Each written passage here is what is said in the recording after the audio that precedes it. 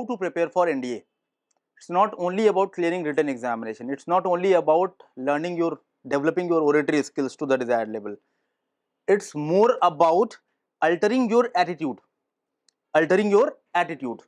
Attitude का मतलब क्या है, जिसको हम आगे जब एसएसबी क्लास में जाओगे तो उसको हम ऑफिसर लाइक क्वालिटीज बोलेंगे। तो यहाँ पे क्या है, it's more about learning, developing, inculcating value system, altering attitude to the desired level of Indian armed forces as per the parameter of selection. तो देखिए यहाँ पे लैंग्वेज का टेस्ट नहीं है, तो ध्यान रखना सभी कम्युनिकेशन स्किल्स अपनी डेवलप कर रहे हैं। हिंदी आपकी बहुत अच्छी है, आप लैंग्वेज को इंप्रूव कर रहे हैं, तो हिंदी भूलना भी नहीं है साथ में, बिकॉज हिंदी में जब कॉन्फिडेंस अच्छा होता है तो डेफिनेटली आप उसी हिसाब से लैंग्वेज भी अच्छा इंप्रूव कर सकते हैं। आज आप इंग्लिश सीख रहे हैं, कल आप फ्रेंच सीखेंगे, रशियन लैंग्वेज सीखेंगे, एनडीए में जाएंगे तो आपको मल्टीपल लैंग्वेजेस सीखना ही पड़ेगा, कंपलसरी लैंग्वेज का स्ट्रक्चर होता है। तो लैंग्वेज का फोबिया दिमाग से हटा दो। ये मत सोचो कि मैं हिंदी मीडियम बैकग्राउंड से हूं या मुझे लैंग्वेज का ये प्रॉब्लम है कि यार मैं I am unable to communicate 2-3 lines. नहीं, इससे ज्यादा इंपॉर्टेंट ये है कि आप एनडीए रिटन एग्जाम के साथ साथ अपने एटीट्यूड को डेवलप करो। जैसे ही आप अपने टाइम मैनेजमेंट पे, अपने डिसिप्लिन लाइफ स्टाइल पे काम कर लेंगे तो आप देखेंगे कि आपके लिए चीजें बहुत आसान होती चली जाएंगी। और एसएसबी स्टूडेंट्स जब मेरे पास आते हैं तो लैंग्वेज कोई बहुत अच्छी नहीं होती है, कोई शशि थरूर की तरह नहीं बोलता, तो हमें बहुत ही फ्लुएंट नहीं चाहिए। तो डोंट वरी अबाउट दैट कि आप बहुत लाइन से केवल लैंग्वेज ही बोल रहे हैं और कुछ भी बोल रहे हैं। तो यहाँ पे क्या है, मीनिंगफुल कम्युनिकेशन होना चाहिए, ठीक है। और कम्युनिकेशन दो तरीके से हो सकता है। आप लैंग्वेज बोल रहे हैं तो क्या आपकी पर्सनैलिटी, आपकी बॉडी लैंग्वेज उसको सपोर्ट कर रही है, तो control your non verbal communication. At the same time आपको ये देखना है कि आप कैसे, आपका नॉन वर्बल कम्युनिकेशन आपको सपोर्ट कर रहा है, प्रेजेंट कर रहा है। जैसे आप किसी को देखते हैं ट्रेन में बैठे हुए होते हैं, आपको लगता है यार ये तो फौजी होगा। यहां पे कम्युनिकेशन कैसे स्टैब्लिश होता है, उसके एक्सप्रेशन से, उसके वेयरिंग से, उसके कंडक्ट से और उसके बॉडी लैंग्वेज से, उसके फेशियल एक्सप्रेशन से, उसके वेयरिंग से ये पता चलता है कि यार ये फौजी बगल में बैठा हुआ है। पता चल जाता है कि नहीं? कैसे पता चल जाता है? वो तो बोलता ही नहीं है, वो तो बात भी नहीं करता है, तब आप जाते हो, आप कहते हो यार भैया आप फौज में हैं क्या, भैया आप आर्मी में हैं क्या। या एक आपके गांव में, एक सोसाइटी में, हमारी कॉलोनी में कोई फौजी आता है तो हमें दूर से ही पता चल जाता है, उसके चाल, उसके चलने के तरीके से, उसके एक्सप्रेशन से पता चल जाता है। तो हमें कम्युनिकेशन में इस पे भी आज से वर्क करना है, इस पे भी आप काम करना शुरू करिए। जब आप किसी से बात करते हैं तो आप देखिए कि क्या आपका नॉन वर्बल कम्युनिकेशन कंट्रोल्ड है कि नहीं। आप आपके बॉडी लैंग्वेज में हैंड एक्सप्रेशंस आप कैसे करते हैं, ज्यादा तो हैंड्स नहीं मूवमेंट कर रहे हैं कि ग्रुप डिस्कशन में आप बैठे हुए हैं, आपका हैंड यहां तक जा रहा है तो बगल वाला हर्ट हो गया, ऐसा नहीं होना चाहिए। तो हैंड मूवमेंट नॉर्मल आप कर सकते हैं, या सबसे अच्छा है like if you want to interact with someone in the standing pose, आप हैंड्स को लॉक कर लें। हैंड्स आपने लॉक कर लिया तो क्या होगा, ideal gap between your legs. ऐसे नहीं कि जैसे अब होता क्या है कि जो बहुत सारे स्टूडेंट्स आते हैं जो पहली बार स्टेज में आते हैं, तो कोई एक पैर पे खड़ा हो गया, ऐसे कोई एक पैर पे खड़ा है, ठीक है। जब इंटरव्यू के लिए आप जाते हैं, तो मॉक इंटरव्यू के लिए जब अंदर कैंडिडेट्स आते हैं तो उनको लगता है कि चेयर ऑफर की जाएगी, चेयर में बैठना है, चेयर दूर भी दिख भी रही होती है। तो कई बार मैं क्या करता हूँ, चेयर ऑफर नहीं करूंगा, मैं बोलूंगा okay welcome to SSB board, come inside, आया अंदर। अब उसको लगा सर तो बैठाएंगे, तो सर ने बैठाया नहीं, सर ने क्या बोला, tell me, give your self introduction, tell me about your family background, about your hobbies, your interest, participation in games, your 5 strengths and 5 weaknesses. अब वो सोचा इतने क्वेश्चन एक साथ, तो इतने क्वेश्चन एक साथ क्यों पूछे जाते हैं? इसलिए पूछे जाते हैं क्योंकि इसको रैपिड फायर राउंड बोला जाता है एसएसबी में, कि आप झूठ बोलने के लिए माइंड में प्लान ही ना कर पाए। तो हम 5 क्वेश्चन पूछेंगे। अब आप पहले क्वेश्चन याद करिए, 5 क्वेश्चन ये थे, तो जिससे आप अपना सच बोलेंगे, अपना रियल रिस्पॉन्स बोलेंगे, आप पीछे और रिस्पॉन्सेस को फ्रेम करने का टाइम नहीं मिलेगा। इसी वजह से हम सेट ऑफ क्वेश्चंस एक साथ बोलते हैं। तो आपने बहुत सारे मॉक इंटरव्यूज देखे होंगे जिसमें एक साथ 7, 8 या 10 क्वेश्चंस पूछे जाते हैं। हम इसीलिए पूछते हैं जिससे आप नेचुरल रिस्पॉन्स दें, रियल रिस्पॉन्स दें, और आइडियल रिस्पॉन्स जो आपका सच है, जो आपकी सच्चाई है, उसके हिसाब से बोलें। तो क्या मैंने बोला अभी, अपने नॉन वर्बल कम्युनिकेशन को कंट्रोल रखना है, अपने कंडक्ट पे वर्क करना है। जब आप वॉक करते हैं तो देखिए क्या मैं सही से वॉक कर रहा हूं, ऐसा तो नहीं कि मैं टेढ़ा चल रहा हूं यार, ऐसे ऐसे चल रहा हूं, या मैं किसी ऑकवर्ड लग रहा हूं दूर से। मिरर के सामने जब आप अपने आप से जरूर बात करिए कि यार मैं जैसे अभी बैठा हुआ हूं तो मेरा सीटिंग पोस्चर सही है क्या? आप अगर सीटिंग पोस्चर सही नहीं रखेंगे तो आपका कॉग्निटिव बिहेवियर जो है वो अफेक्ट होना शुरू हो जाएगा।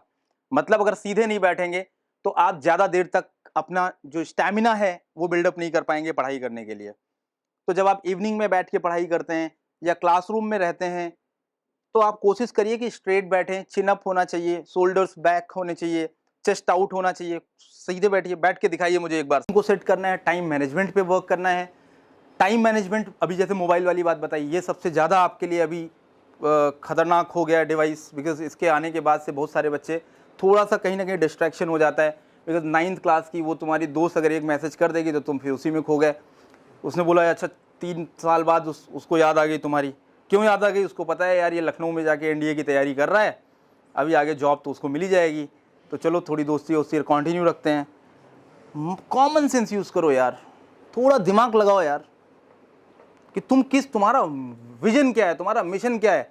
जब वो अचीव हो जाएगा सब कुछ मिल जाएगा, देन यू विल डिसाइड क्या ये राइट एज है अभी उन इधर उधर की चीज़ों के लिए। अभी सिर्फ एक मैडनेस होनी चाहिए। तुम्हें बाहर गए, वो तुम्हें कुछ ऐसा डिस्ट्रैक्शन वाला लगा तो उसके भी फेस में तुमको एनडीए नज़र आना चाहिए, ये ध्यान रखना। वो आग अंदर होनी चाहिए, डिस्ट्रैक्शन बिल्कुल नहीं होना चाहिए। आप बाहर चले जाइए, मॉल के बाहर, मॉल बगल में ना, फिनिक्स मॉल बगल में, आप बगल में चले जाओ, सारी आपको जितनी गर्ल्स हैं सब खूबसूरत लगेंगी सब, क्योंकि मेकअप और ऐसा कॉन्सेप्ट आ गया कि सब एक ही जैसी लगेंगी सब आपको। बट आपको, डिसरिगार्ड टू यू, मैं इन सभी मेल बच्चों के लिए बात कर रहा हूँ, बिकॉज गर्ल्स सिंसियर होती हैं। गर्ल्स का अभी देखिए प्रगति बैच का रिजल्ट आया, सबसे अच्छा जो रिजल्ट था वो प्रगति बैच का था हमारे। क्यों? डिस्ट्रैक्शन नहीं है, सिंसियरिटी है। वही टीचर्स पढ़ा रहे हैं बट 40% रिजल्ट आया प्रगति बैच का, और वही बच्चे हमारे एसएसबी क्लास में बैठे हुए हैं। ठीक है, बट सबसे जो शरारती होते हैं वो बॉयज़ ज़्यादा होते हैं।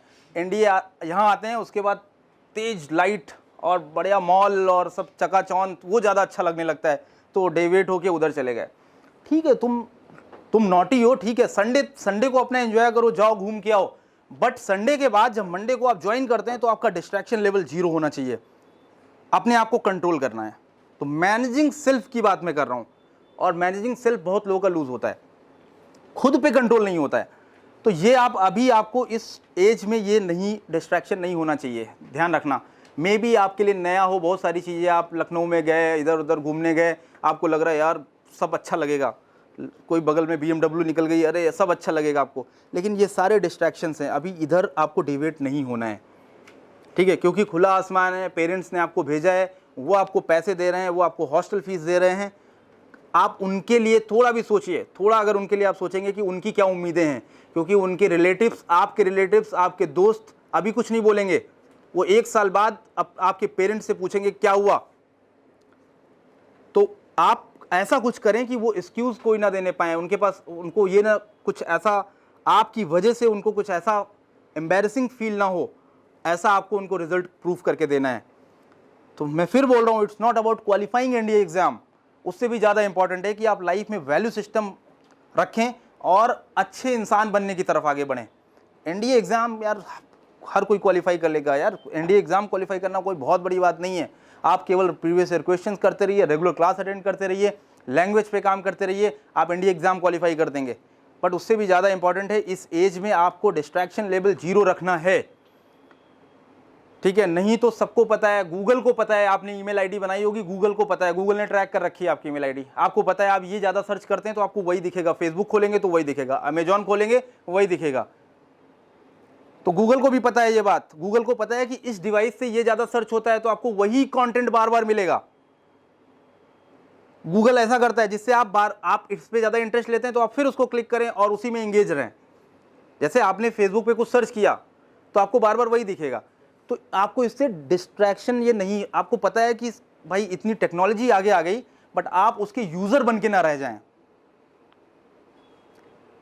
ठीक है। आप आगे के एक लीडर होने वाले हैं, आप एक ऑर्गेनाइजेशन में लीड करेंगे, आपके अंडर में 100 लोग काम करेंगे, ठीक है। तो क्रिएटिव लीडर आपको बनना है, इन चीज़ों को भी दूर रखना है, और आगे का कंटिन्यू जो तुम्हारा मोटिवेशन है उसको, मेरा स्टूडेंट है lieutenant Akshay Khanna is waiting, तो he will be joining you, okay. And जैसे ही मुझे टाइम मिलता है तो मैं तुमसे वीक में कोशिश करता हूँ कि वीक में या 10 डेज़ में, क्योंकि मेरी सुबह से अभी क्लास एसएसबी में भी चल रही थी, ठीक है, तो कोशिश मैं करता हूँ कि मैं तुमसे वीक में या 10 डेज़ में एक बार ज़रूर मुलाकात कर लूँ, ठीक है। लैंग्वेज सीखते रहिए, बट लैंग्वेज के साथ साथ अपने इथिक्स, वैल्यू सिस्टम और इन चीज़ों पे भी आपको वर्क करना है, ठीक है। चलिए, ऑल द बेस्ट, जय हिंद।